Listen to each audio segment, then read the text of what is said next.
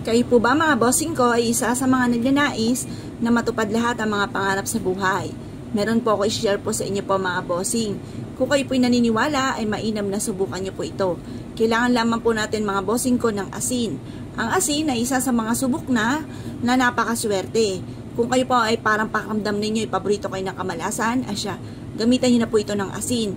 Kaparanggot na asin sa paliguan po mga bossing ko ng inyo pong tubig ay maaaring ma-wash out lahat ang mga kamalasan na kumapituko na po sa inyo po mga bossing. Kaya kailangan gamitan natin ito ng asin. Marami kayong pwedeng gawin mga bossing. Maglagay ka ng isang mangkok o isang baso na asin sa ilalim ng inyong higaan. Or kaya po ay sa may main door po ninyo bago pumasok ng inyo pong tahanan or sa likod ng pintuan ng inyo pong main door or kaya po sa hapagkainan kung saan kayo ay nakain. Maging sa inyo pong negosyo, pwede po kayong maglagay mga bossing para mawala na mga kamalasan po ninyo sa inyo pong buhay. Mainam na ito pong ati pong dahon ng laurel ay gumamit din po tayo kasi only wishes po ito. Mag-wish ka sa kanya ng mga simpleng bagay pero grabe-grabe ang mga blessing na ipagkakaloob po sa inyo. Ang gagawin nyo lamang po mga bossing ko ay kumuha kayo ng dahon ng laurel at mag-wish ng mula sa inyo pong puso.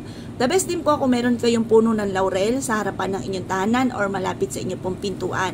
Pwede rin po ito ipasok sa loob ng inyong pong tahanan. Ang dulot po nito ay napakaswerte mga bossing. Ngayon po, ang gagawin lamang po ninyo mga bossing ko ay kumuha po kayo ng dahon ng laurel at asin. Pagsasamahin po natin to, halimbawa isang baso na asin at tapos tusukan nyo ito ng dahon ng laurel.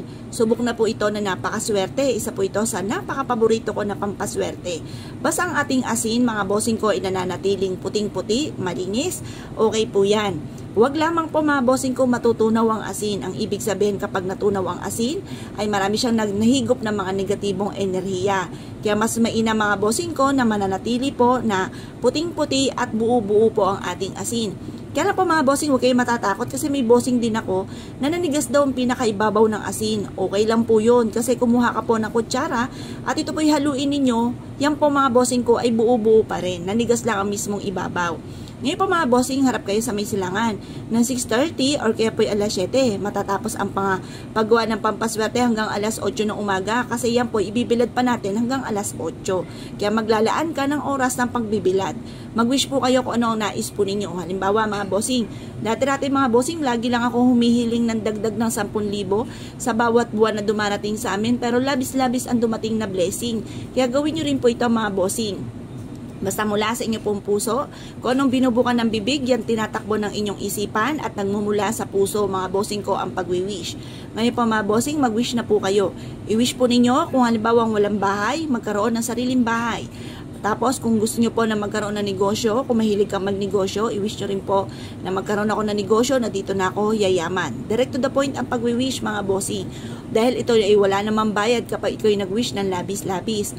Ganun din pa mga bossing ko, ikaw ay lagi na lamang pong may karamdaman, i-wish po ninyo na gumaling na kayo sa inyong karamdaman. Kung kayo pa mga bossing ko ay lagi na lang napagchichismisan, ang ibig sabihin niya kapag kayo napagchichismisan, artista ka sa kanilang paningin. Kapag naman naiinggit sila sa inyo, higit ka kaysa sa kanila. Mas mainam na ikaw nakakainggitan kaysa ikaw ang naiinggit mga bossing. Kaya lang po, kailangan meron tayong proteksyon kasi kung ano man po yung gawin po nila, manalangin ang masama sa inyo at or kaya mga palipad hangin ay hindi tatalab mga bossing. At ito ay kaagad babalik sa taong naiinggit or kaya po ay chinichismis ka. Ngayon pa mga bossing, mag-wish na kayo na mula sa inyong pong puso. Proven po ito na maswerte.